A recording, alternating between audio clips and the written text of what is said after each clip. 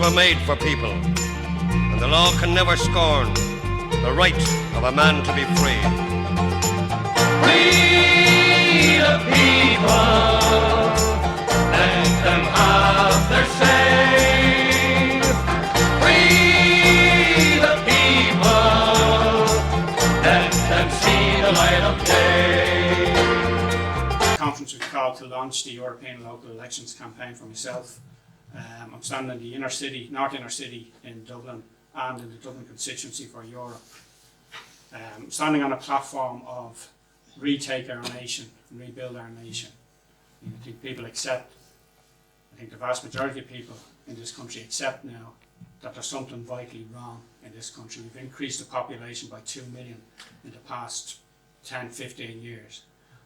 We don't have the capacity to do that. We don't have the schools, we don't have the hospitals, and we certainly don't have the homes.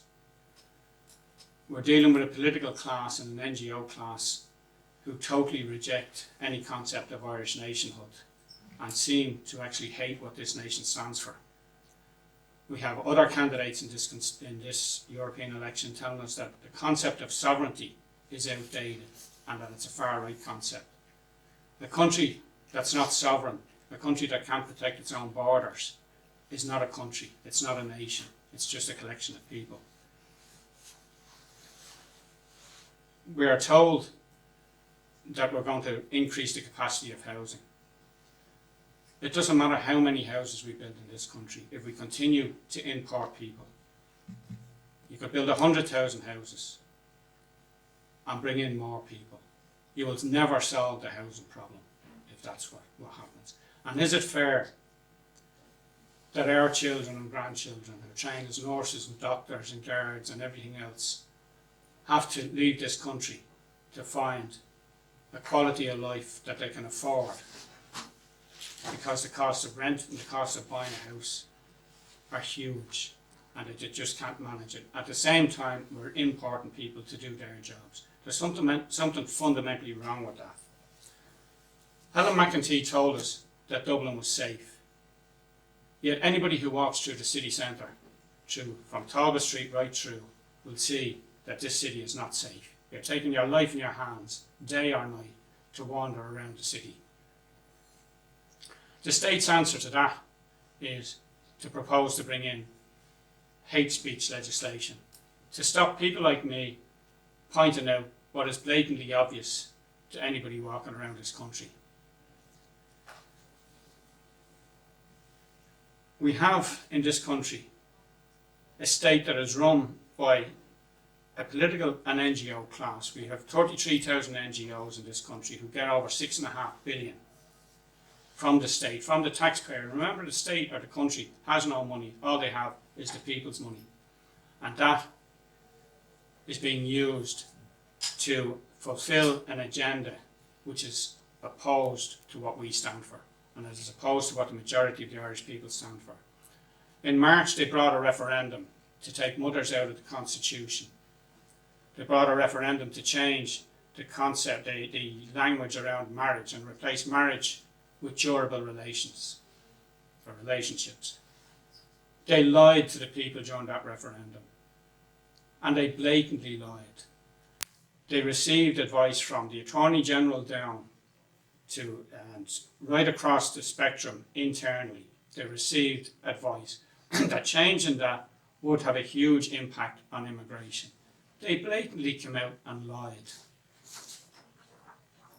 We have the Minister for Integration, Roderick O'Gorman, the Minister for Children as well, who shreds files when they're sent to him by a former judge where he has concerns about a number of children who are in the care of the state. Today, the media reported again that there are 22 children missing in state care, yet there is no inquiry into that from the political class. It's covered up. Where are those children? Where are the 100 children that have gone missing from Tulsa in the past year? It seems incredible that we've gone from a period of complaining about what the religious order's done in this country up till 30, 40 years ago, to now replacing that with far worse excesses by the state. and there's not a word from the establishment media. There's something fundamentally wrong. And this election in June, on the 7th of June, is, I'm afraid, our only chance to stop this. If we don't stop this now, it's game over.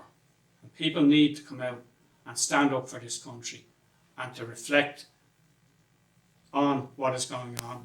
They need to stand in the shoes of those who created this republic in 1916, those who went before them from the Fenians on, and stand up and say enough is enough, and vote for myself in Dublin, vote for other nationalist candidates right around the country, and say we're taking this nation back.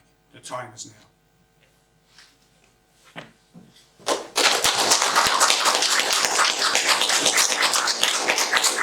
Now we'll take questions from.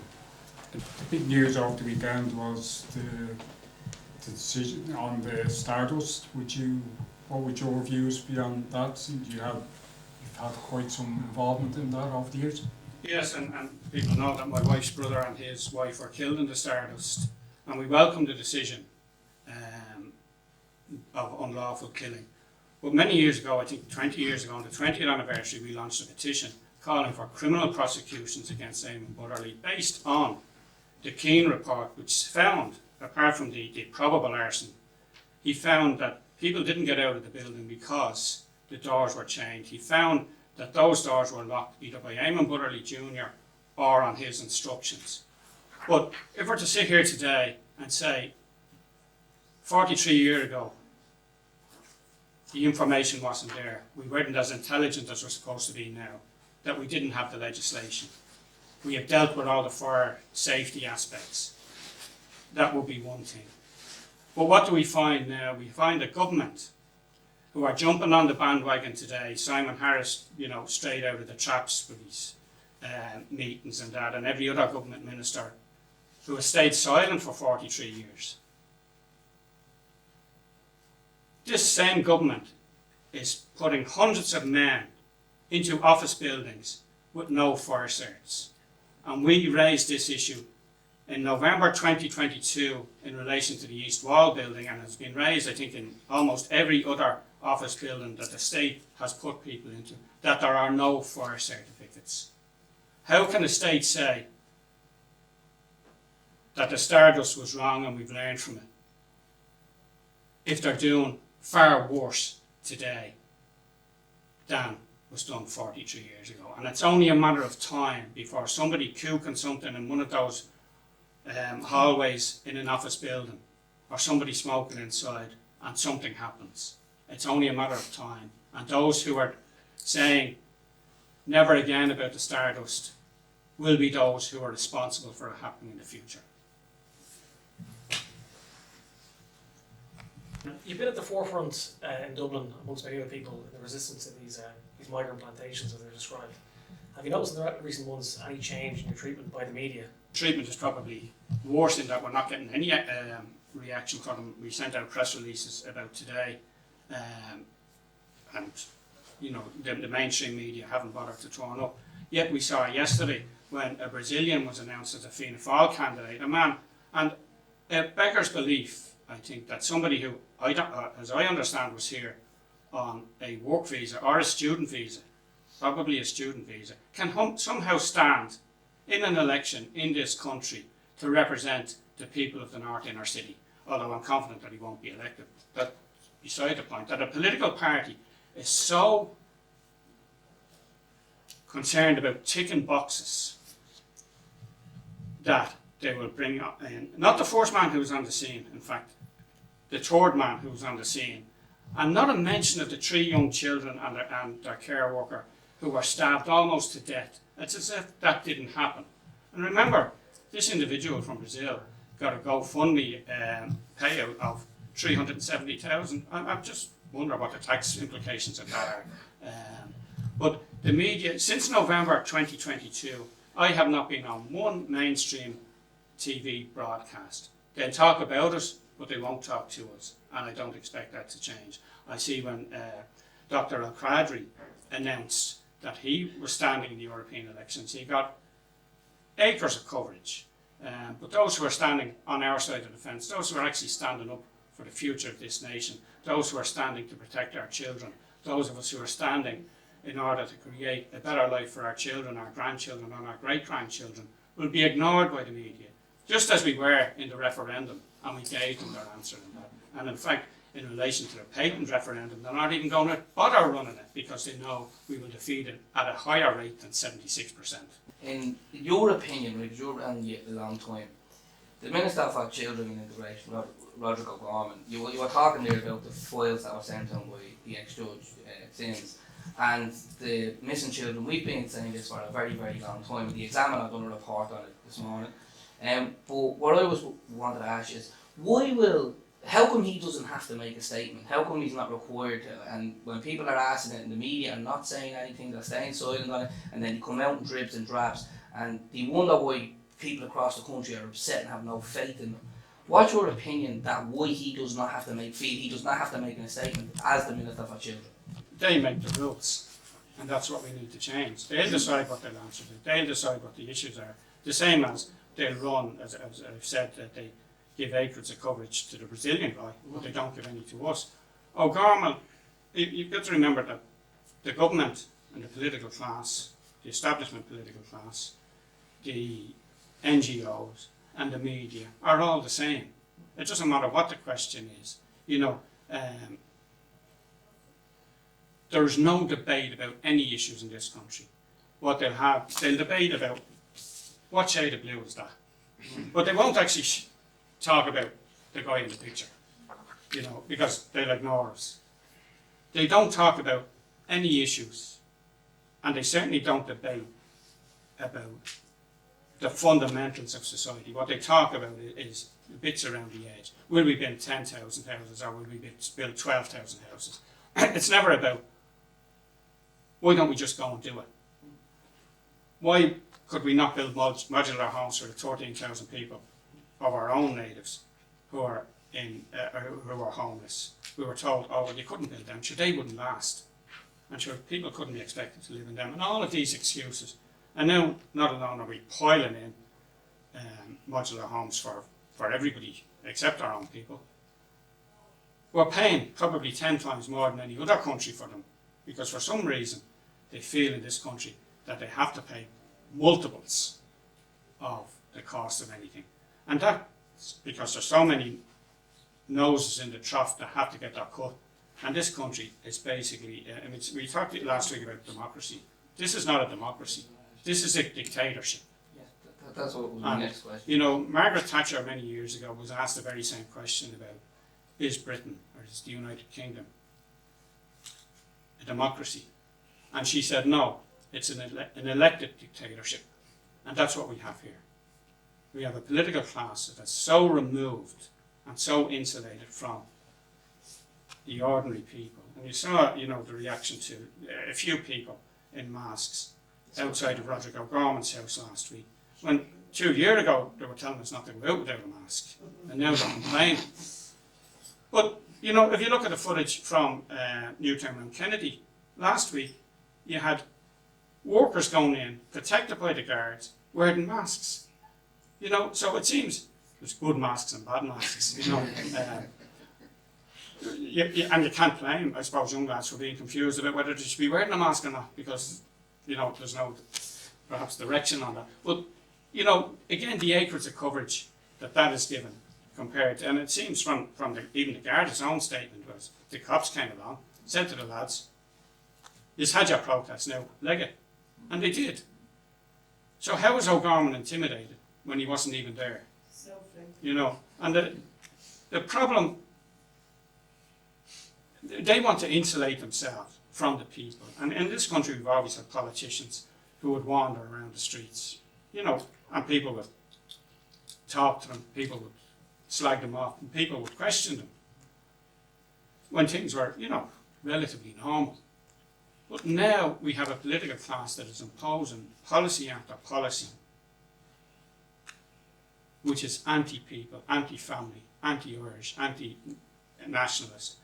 I mean, when you listen to some of the stuff, for instance, the Greens, how does it save the climate or save the world by putting another 20 cents onto a litre of diesel when the fella who's driving the car still has to use the same amount of diesel to get somewhere. All it does is take money from ordinary people and plough it into these NGOs and all of this nonsense. You know, we're living in a dystopian world. And the Labour Party had a Who? the Labour Party, the Mickey Mouse Party. Yeah. But one of their colleagues now has resigned because she had an employee that was from Bolivia that he took on in 2019. And just to make note, in 2019, the Central Bank said that we needed, it was the Irish Independent, I think it was, we needed more migrant workers to keep wages low. And it turns out that this particular employee was being paid below the payment. She was meant to be on 30,000 and she was on 23,000, so they were ripping her off. She went to WRC and she got her money backdated, and that particular councillor or TD, whatever it is, resigned. Do you feel that Vanna Backett should come out and make a statement on that? It's ironic how the Labour Party go on and they talk about rights when they actually had a migrant worker that they were paying lower wages to. It's spectacular what's going on, but nothing said really about it. The political class in this country think they make the rules for us. It doesn't mean they have to abide by them. But I mean, if you look at the Labour Party, who don't represent anybody anymore other than woke liberals, if you look at the reason why in Britain forced the trade union movement and the labour movement which flowed from that was set up in the first place, it was to stop migrant labour, to stop cheap labour coming into the UK, to drive down the wages of ordinary workers. They're not driving down the wages of CEOs or the wages of the upper tier of society. It's the ordinary workers in bars and in shops and things that's wages are being driven down. And that's a deliberate policy. So how the labour movement has effectively turned itself on its head, and I mean, nobody has any respect for the labour movement in this country. When you look at one of the biggest idiots in the country, Aon O'Riordan, he's never off the radio or the TV because he's standing for Europe. And I think that they represent, I can't remember how many TDs they have, but certainly single figures. But every time Labour have gone into power in this country, they have left the place worse than when they went into it. They have never done anything for workers, and it's the same right across the trade union movement. You have full-time trade union officials who never as much as lifted a screwdriver in a factory, and it's a career for them, and they go from that to politics. And although many of them are better off staying in the unions because they don't have to have an election, and they're slightly better paid in many cases than politicians. So I wouldn't expect anything from Labour. Thanks very much, man. I appreciate that. Protesters who hold peaceful protests outside politicians' houses. Well, you see, all protests should be peaceful, naturally, and all protests, should be organised in an effective way. I certainly have no difficulty with people protesting outside the politician's house. And you found that the recent protests outside O'Gorman's house, where apparently he was intimidated even though he wasn't even there. I don't know how it's a bit like the GRA saying that Gardaí are being assaulted online. Now, how do you assault people online? Unless you get one of those headsets and things, But there is a part of that where they will use protests like that in order to fast forward the bringing in of hate speech legislation and other legislation, and that's something I would be concerned about. But as I said earlier, in O'Gorman's case, the Gardaí themselves have said that the protest was there. They went along to the fellas and said, "You've had your protest now, leg it," and they did. So I have no difficulty in that, and there was no confrontation. And what do they want? What does the left? And remember, the people who were complaining about this, and Sinn Féin particularly, a provisional Sinn Féin, who went down 2 years ago, I think, to Simon Harris's house and had a protest outside it. The Boyd Barretts are the people, and Murphy and all of them had their protest out in Clondalkin, where they kept, well, you can debate whether they kept it in the Labour Minister Shortall, wasn't it? John Borton, again, Labour, as we said earlier, don't represent anybody. But they apparently kept her in her car when she could have easily driven out, and we saw the trial over that. So these people have no problem occupying buildings and, holding protests when it suits them. But it appears there's the right kind of protest and there's the wrong kind of protest. And it seems to me that it's not the method of protest, but it's the political message that people are trying to send from those protests. You know, you could have a protest today about Palestine and do whatever you want, but say, listen, you know, there's no room in this country for increasing the population, and you're somehow some far-right pariah who should be locked up. And have no doubt, before this is all over, many of us probably will be locked up. Mike, that actually ties into a question I was going to ask. As the nationalist movement goes from strength to strength across the country, do you foresee a more serious Garda crackdown? Well, I think that the state will crack down on it. I think what we have, and it's unlike anything else in Europe or anywhere else in the world that I can find, this is a genuine grassroots movement.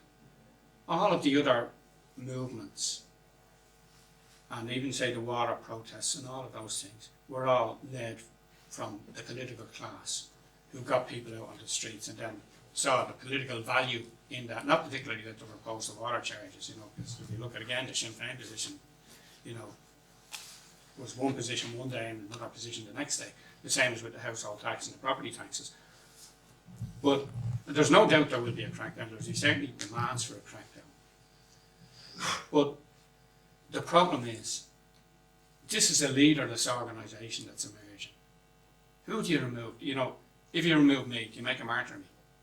You know, if you remove Gavin, you know, is he a martyr? You know, does that lead to more people joining this movement? And there's no join in this movement because it's not, it's totally grassroots. You know, there's no membership forms, you know, and people are attracted to it because they believe what we're saying, and they know that we're saying what they're almost afraid to say, but they're now getting the confidence to say it themselves. If you look, Ballina yesterday, Newtown, Mount Kennedy this week, Tala last weekend, Coolock, everywhere you go, and it's all inspired by what happened in November 2022 in East Wall. All of these things, and that was the key and the catalyst, and they used all the names, you know, and tried to demean us. And we neutralised all that because, you know, if you call somebody far right now, they just laugh at you. You know, because it means nothing. You know, it basically means that you want a country or a nation that is run for the benefit of its people. How is that far right? You know, isn't that what we all wanted? Don't we all want a better life for our children and our grandchildren? Don't we want to leave this place in a better way than it was when we came into it? Now, and I had walked away from politics more or less in 2014 to concentrate on business and family and all of those other things. And I said I would stay or get back involved in national issues. And this issue, well, it was drifting along for a long time. It just came like a tide in November 2022.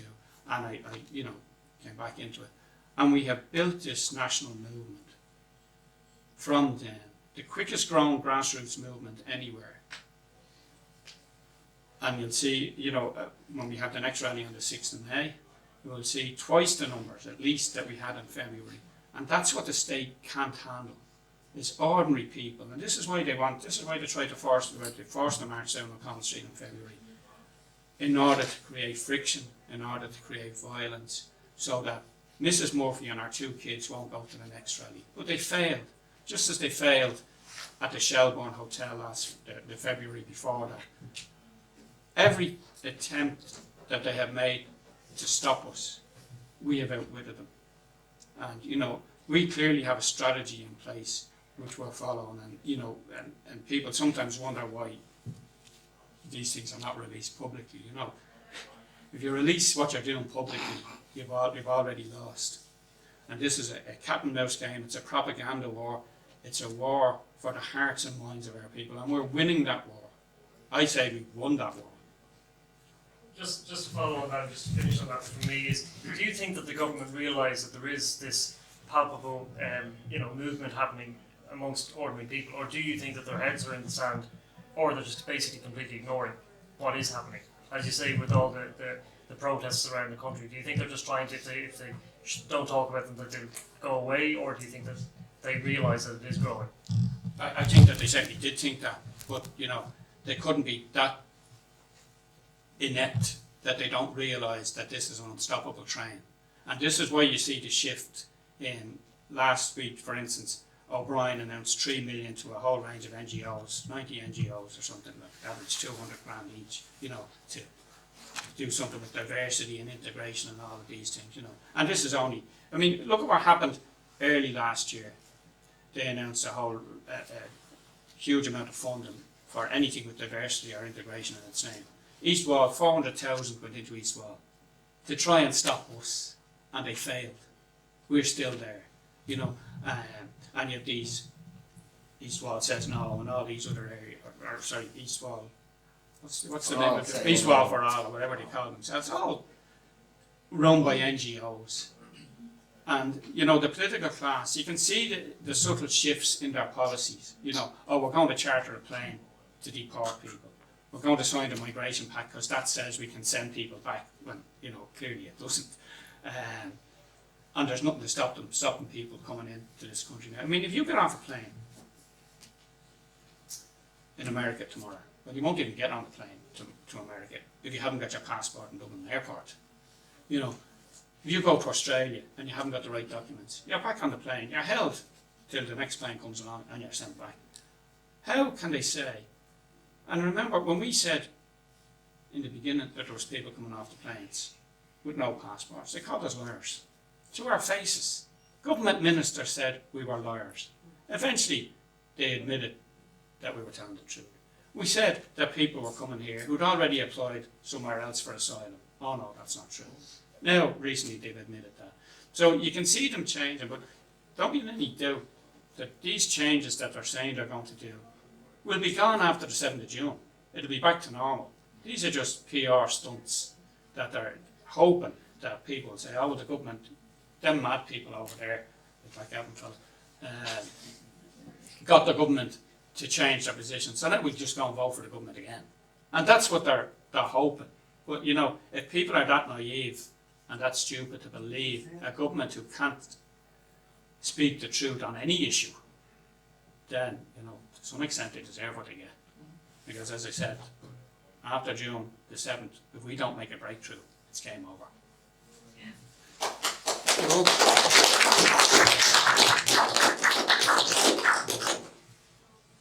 Probably not aware of it. So it's off topic. Well, it's on topic, but apparently, I think it was on the news one, I didn't fully see it, so we only heard about this, that now they're going to put the fingerprint scanners in the airport. Do you think that Ireland will go like Australia in any way and send them back that day, or do you think it's just keep you happy politics from the Irish government? If that's the case, then they're bringing in fingerprints. If you go to America, for instance, going through immigration, you have to give in your fingerprints. I think that's totally unconnected to immigration policy. That's to control the border. The rest of us. Well, no, to control us. They still let people in.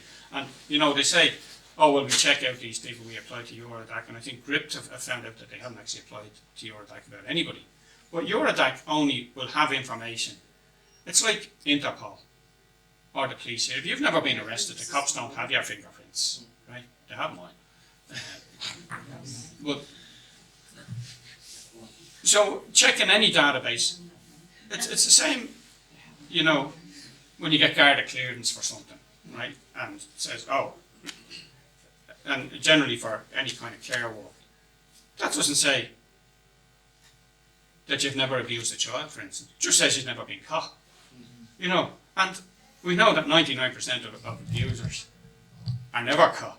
So Garda clearance or checking or vetting or taking people's prints is only a matter of control. And it's about saying, there's another little bit of information we have on you. They have your passport, they have your photograph, and that should be enough. In time we'll all have the chip in our arm, but we won't. But, and that's where that's going. So they want all the information on you to control you. The same as, people paying for drinks on their phone, Some other community and say, here's what you're to do.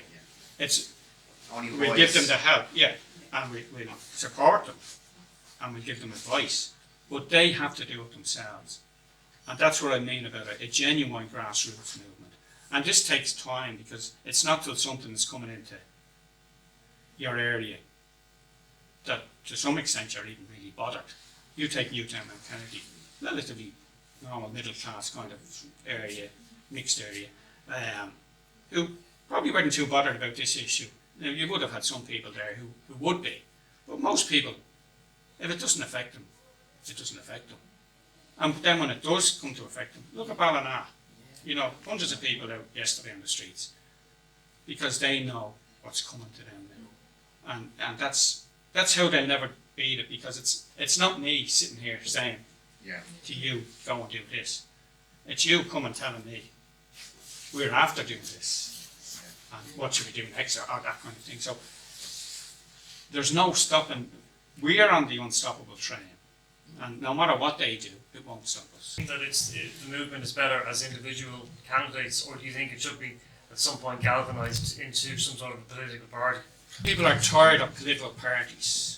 I think that day is gone, because you have then people saying, oh, it's the party is with us. I really support you, but you know, the whip is there and we have to vote the other way. A collection of independents who subscribe to a movement, I would describe it as more so than a political party, who agree on certain things. They don't have to agree on everything. They don't have to have a whip and say, here's my position on this. And many people will agree, or many independents will agree. They mightn't agree on all of the different issues. And I think it will emerge as a looser thing than a party. And remember, all of the political parties that we have in this country, their sole objective is to promote their own party and to build their own party and try and attain power, whereas independents don't have that objective. They don't have a party to get into government. We want to change policy, we want to articulate what ordinary people want, and not be beholden to a party leader who says, oh, well, you know, we'll go down in the opinion polls if we say that. Like, we're not concerned about opinion polls. We're concerned about what is the truth and putting that before people and articulating the views that ordinary people have that they're afraid to say themselves.